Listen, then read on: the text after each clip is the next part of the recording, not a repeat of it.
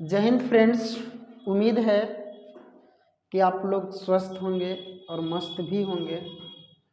तो inverse trigonometry function का जो हम फर्स्ट क्लास कर चुके थे और फर्स्ट क्लास में हम देखे थे कि डोमेन और रेंज क्या होता है। देखो वहाँ से ही तुम्हारा ऑब्जेक्टिव क्वेश्चन तैयार होता है, डोमेन और रेंज से।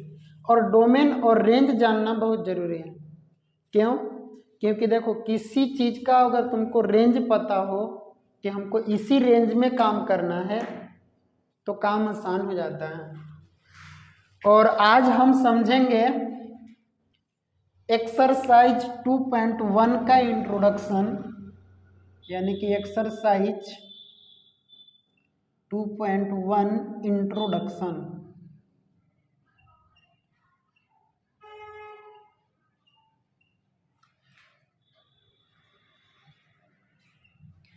इसमें आपको फर्स्ट बात समझना है। क्या समझना है? कि जब कभी भी, यानी कि इफ साइन इनवर्स, अगर साइन थीटा मिले, साइन इनवर्स साइन थीटा मिले तो आप उसको थीटा लिख दीजिए। या फिर साइन और साइन इनवर्स अंदर थीटा मिले तो उसको भी आप थीटा लिख सकते हैं, कोई दिक्कत नहीं होगा।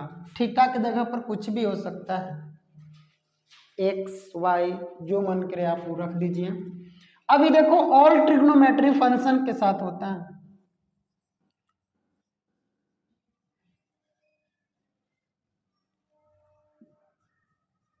ऑल ट्रिग्नोमेट्री फंक्शन के साथ हो तो मतलब कि अगर तुमको ऐसे भी मिल जाए कि कोस इनवर्स कोस थीटा, तब वो आप थीटा लिख सकते हैं, कोई दिक्कत नहीं होगा। ये ऑल ट्रिग्नोमेट्री फंक्शन के साथ यूज किया जाता है। अब देखो दूसरी बात तुमको ध्यान क्या रखना है कि फंक्शन सेम होना चाहिए। यहाँ फंक्शन जो है वहीं पर यहाँ फंक्शन होना चाहिए, यानी कि फंक्शन आर इक्वल।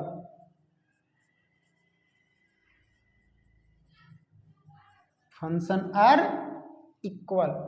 अगर फंक्शन डिफरेंट रहेगा तो आप थीटा नहीं लिख सकते हैं। डिफरेंट मतलब कि इस तरह से कि मान लो एक जहां साइन इनवर्स है और एक जहां कोस थीटा हो गया तो आप इसको थीटा नहीं लिख सकते, गलत माना जाता है। लिखा जाता है लेकिन यहाँ और यहाँ फंक्शन सेम रहेगा तब थीटा लिख सकते हैं। तो ये दोनों कंसेप्ट आपको याद होना चाहिए क्योंकि मोस्ट इम्पोर्टेंट है। बहुत सारा क्वेश्चन में यही फॉर्मूला लगता है जो अभी यहाँ पर तुमको बताया गया। अब कुछ फंक्शन का तुमको वैल्यू पता होना चाहिए, यानी कि value of trigonometry function.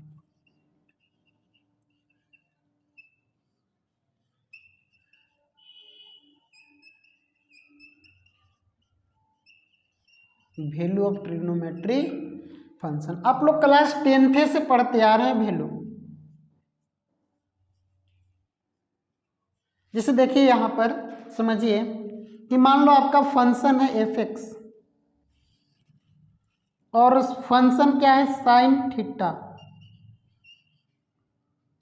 Cos theta और टेन थीटा। मात्र हम इन्हीं तीन फंक्शन पर चर्चा करेंगे और ये अगर तीन फंक्शन आपको याद हो गया तो बाकी सारा फंक्शन तुमको याद करने की जरूरत नहीं पड़ेगा। अब देखो सुनो, मान लो फंक्शन में एंगल में आपको दे दिया कि 0 डिग्री, तो 0 डिग्री को रेडियन में लिखो या फिर डिग्री में लिखो, कोई फर्क नहीं पड़ता है।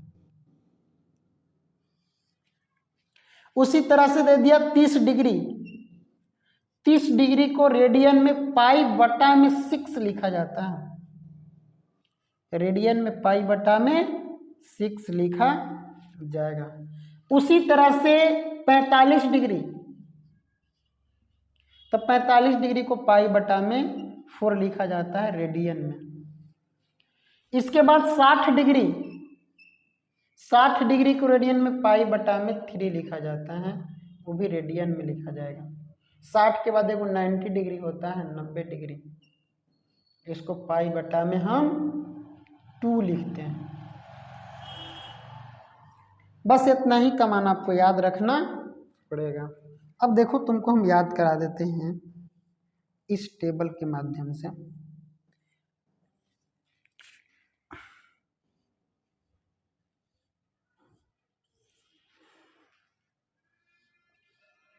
अब बाकी प्रश्न उठ रहा होगा कि सर आओ 3 गो, तो जब इन तीनों का याद हो जाएगा तो बाकी तुमको याद करने की जरूरत नहीं पड़ेगा। जैसे देखो साइन 0 के मान 0 होता है, साइन 0 के मान 0। अब साइन 30 डिग्री के मान, तो साइन 30 डिग्री के मान 1/2 होता है। साइन 45 डिग्री के मान, तो साइन 45 डिग्री के मान 1 बटा में अंदर √2 होता है। साइन 45 के मान कितना हो जाएगा, तो 1 बटा में अंदर √2। साइन 60 डिग्री के मान, तो √3 बटा में 2। साइन 90 डिग्री के मान, तो साइन 90 के मान 1 हो जाता है। देखो साइन का हम मान लिख दें। अगर तुमको कोस का लिखना होगा तो इधर से स्टार्ट कर दो, यानी कि कोस 0 के मान 1 और कोस 30 डिग्री के मान √3 बटा में 2 और कोस 45 के मान 1 बटा में अंदर √2। साइन कोस 60 डिग्री के मान 1 बटा में 2 और कोस 90 डिग्री के मान 0। अब देखो ध्यान से समझो, हम साइन कोस के लिख लिए, अब टेन को क्या करें, तो टेन को समझो, साइन थीटा बटा में कोस थीटा टेन थीटा होता है। ये आप लोग जानते हैं क्या, कि अगर साइन थीटा बटा में कोस थीटा है तो क्या हो जाएगा, टेन थीटा हो जाएगा। यानी कि साइन थीटा बटा में कोस थीटा कर दो, तुम्हारा टेन थीटा मिल जाएगा। हाँ, बात ध्यान रखिए, एंगल सेम होना चाहिए। तो एंगल देखो सेम 0 पर निकाल रहा है, अगर तुमको tan 0 के चाहिए तो बटा में कर दो। अब 0 बटा में नंबर 1, तो याद रखना कि 0 बटा में नंबर तुम्हारा 0 कहलाता है। 0 बटा में नंबर 0, तो यानी कि यहाँ पर 0। अब तुमको tan 30 डिग्री के मान चाहिए, तो साइन 30 डिग्री और कोस 30 डिग्री को बटा में कर दो, यानी कि बटा में यहाँ पर देखो 1 बटा में 2 और 1 बटा √3 बटा में 2, तो 2 2 कट जाएगा, क्या बचा 1 बटा में अंदर √3, तो यानी कि हम क्या लिख देंगे 1 बटा में अंदर √3। अब ध्यान से समझो, इसको बटा में कर देंगे तो 1 बटा में अंदर √2, 1 बटा में अंदर √2, दोनों सेम है, कट के कितना हो जाएगा 1। अब इसको बटा में करो तो √2 और 2 कट जाएगा, ऊपरे बचेगा अंदर √3 और नीचे बचेगा 1। लिखो चाहे मत लिखो, कोई फर्क नहीं पड़ता। अब नंबर बटा में 0, 1 बटा में 0, तो याद रखना कि इनफाइनाइट होता है। नंबर बटा में 0 इनफाइनाइट होता है। देखो बच्चों को कंफ्यूज कहाँ होता है कि सर इनफाइनाइट कैसे बन रहा है और 0 कैसे बन रहा है। तो देखो, अगर तुमको चेक करना है कि ऊपर नंबर है और नीचे 0 है, अब इसको तुमको बताना है कि ये तुम्हारा 0 होगा कि अनडिफाइंड होगा। तो एक बात समझो, इसको 0 के बराबर कर दो। अब गुना करो तो नंबर इंटू 0 इंटू 0, 0। क्या कभी नंबर 0 के बराबर हो सकता है? नंबर 0 के बराबर कैसे, मतलब 1 बराबर 0 हो सकता है कभी? 2 बराबर 0 कभी हो सकता है? नहीं हो सकता। तो 1 नंबर बराबर 0 जब नहीं हो सकता है तो हम क्या लिख देंगे, अनडिफाइंड फॉर्म लिख देंगे, यानी कि अनडिफाइंड फॉर्म। तो यानी कि जब कभी भी ऊपर नंबर दिखे और नीचे 0 दिखे तो आप इसको क्या लिख सकते हैं, अनडिफाइंड फॉर्म लिख सकते हैं। अब आगे देखो, समझो कि अगर ऊपर नंबर थी 0 है और नीचे नंबर है, इसको 0 के बराबर कर दो, यानी कि 0 और नंबर इंटू 0, नंबर इंटू 0। किसी नंबर में अगर 2 में है तुम जीरो से मल्टीप्लीकेशन क्या करेगा तो जीरो हो जाएगा, जीरो के बराबर हो सकता है। जब जीरो जीरो के बराबर हो सकता है तो ये किसके सत्य है बात, तो नंबर ही बटा में जीरो यानी जीरो, तो इसको हम क्या लिखेंगे जीरो लिख देंगे। इस बात को आप लोग समझ सकते हैं। अब देखो तुम लिख दिया कितना तक, फंक्शन में 90 तक के मान लिख दिया, और बाकी सर साइन हो गया, कोस हो गया, टेन हो गया, बाकी को क्या करेंगे हम, तो बाकी को यहाँ ध्यान से समझना, बाकी को हम कैसे निकालेंगे। देखो तुमको किसका चाहिए, कोसेक जीरो का चाहिए, साइन का उल्टा क्या होता है कोसेक, तो कुछ नहीं करना होता है, साइन का उल्टा होता है कोसेक, तो 1 में करके लिख दो उस वैल्यू को। कोसेक का तुमको चाहिए ना, यानी कोसेक 0 डिग्री के मान चाहिए तुमको, कि कोसेक 0 डिग्री के मान क्या होगा। अब ध्यान से समझो, तुमको साइन 0 के मान पता है कि 0 होता है, तो कोसेक 0 को तुमको याद करने की जरूरत नहीं होगा, उसी वैल्यू को 1 में करके लिख दो। अब 1 में 0, अभी तुमको जस्ट बताया कि ऊपर नंबर और नीचे 0, तो इनफाइनाइट होता है, तो यानी कि तुमको कोसेक 0 के मान अनडिफाइंड फॉर्म मिल जाए। अब जैसे देखो 30 डिग्री के मान तुमको निकालना है, कोसेक 30 डिग्री, कोसेक 30 डिग्री, तो कोसेक 30 साइन 30 डिग्री के मान पता है कि 1/2 होता है, तो कोसेक 30 डिग्री तुमको याद करने की जरूरत नहीं है, उसी नंबर को 1 में करके लिख दो, 1/2, पलटी मारेगा तो ऊपर चला जाएगा यानी कि 2 हो जाएगा। इस तरह से आप निकाल सकते हैं। जिसे मान लो तुमको कोसेक 45 डिग्री का निकालना है, कोसेक 45 डिग्री, कुछ नहीं करना है तुम, साइन 45 के मान पता है कि 1/2 होता है, हाँ साइन 45 के मान 1/2 होता है, कुछ मत करो, 1 में उसी नंबर को कर दो, 1 में √2, पलटी मारेगा ऊपर चला जाएगा यानी कि √2, बहुत ही आसान होता है ना। जैसे और जैसे 30 डिग्री 60 डिग्री के चांस तुमको चाहिए, तुमको पता है क्या कि साइन 60 डिग्री के मान √3/2 होता है, तो कोसेक 60 की तुमको याद करने की जरूरत नहीं पड़ेगा, क्या करोगे इसी नंबर को 1 में कर दो, 1 में √3/2, ये 2 पलटी मारेगा ऊपर चला जाएगा, ये हो गया तुम्हारा कोसेक 60 डिग्री का मान। तो यानी आपको जब इतना टेबल पता रहेगा तो बाकी को 1 में करके लिख दो, तुम्हारा आंसर आ जाएगा। जैसे और देखो हम तुमको और बताते हैं,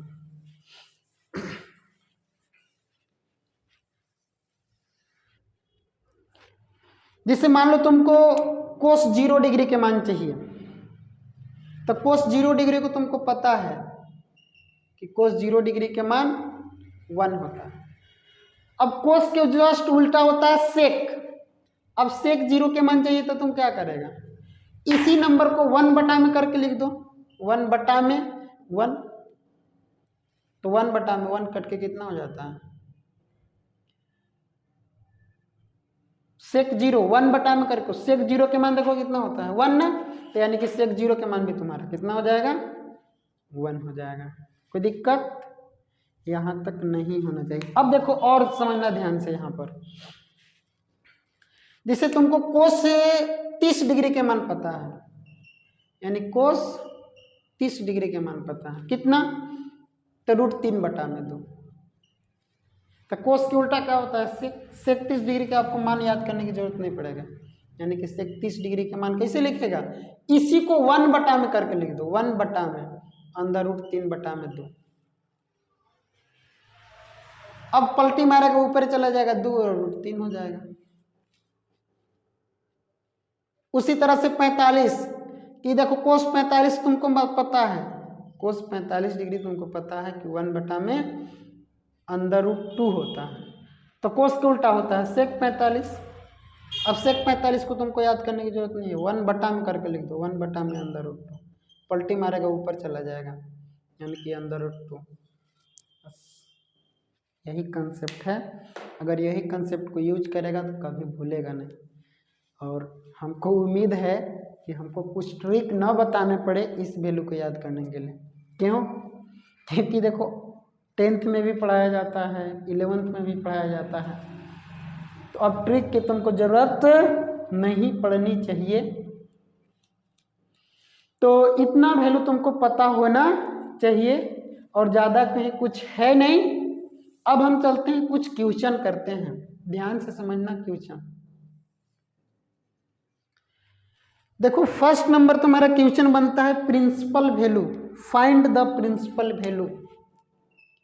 क्वेश्चन नंबर 1, या फिर तुम इसको एग्जाम्पल भी बोल सकता है। एग्जाम्पल बोलो, एग्जाम्पल 1 क्या बोलेगा कि find the principal value, find the principal value of sine inverse √3/2। अब इसका प्रिंसिपल वैल्यू बताना है आपको। यहीं से देखो ऑब्जेक्टिव पूछता है। और देखो इसको सॉल्व करो। किसका तुमसे प्रिंसिपल वैल्यू पूछ रहा है? तो साइन इनवर्स √3/2। समझो इसको कैसे बनाएंगे। तुमको यहां फंक्शन किसका है? साइन का। तो देखो साइन में √3/2 कितना डिग्री के मान होता है? साइन में √3/2 केकरा मान होता है? तो साइन 60 के मान √3/2 होता है। तो 60 डिग्री को क्या लिखते हैं? पाई/3 लिखते हैं। तो इसको किस तरह से लिखना पड़ेगा? तो साइन इनवर्स साइन 60 डिग्री के मान ही होता है, यानी कि पाई/3। अब तुमको एक प्रॉपर्टी पढ़ाएं कि साइन इनवर्स साइन थीटा क्या हो जाता है? थीटा। यानी कि साइन इनवर्स साइन थीटा, अब थीटा लिख सकते हैं पाई/3। और रेडियन में है तो रेडियन में आप आंसर लिख दीजिए, कोई दिक्कत नहीं होनी चाहिए। नई बात समझ में आई। एक एग्जाम्पल हम और लेते हैं। जिसे देखो यहां पर एग्जाम्पल नंबर 2 बोल देगा कि find the principal value, find the principal value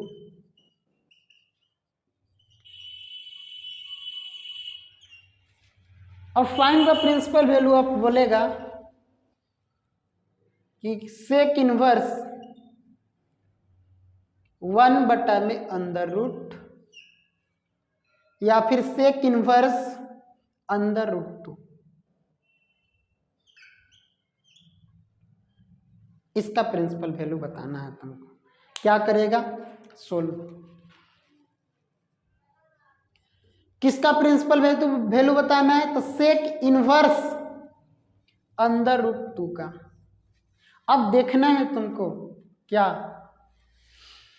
कि सेक इनवर्स सेक में √2 के कर मान होता है, सेक में √2 के कर मान होता है। तो तुमको पता है क्या कि कोस 45 के मान होता है 1/√2। अब 1/√2 कोस 45 के मान होता है, लेकिन इस वैल्यू को 1/में कर देते हैं तो सेक 45 के मान जब 1/2 करेंगे तो कितना हो जाएगा? देखना यहां से, यानी कोस 45 के मान इतना, इसी को 1/में कर दो, 1/√2, तो यानी कि √2, इससे 45 के मान बन जाता है। तो आपको क्या रखना होगा याद कि 1/में करके इस तरह से तुम चेक कर सकता है।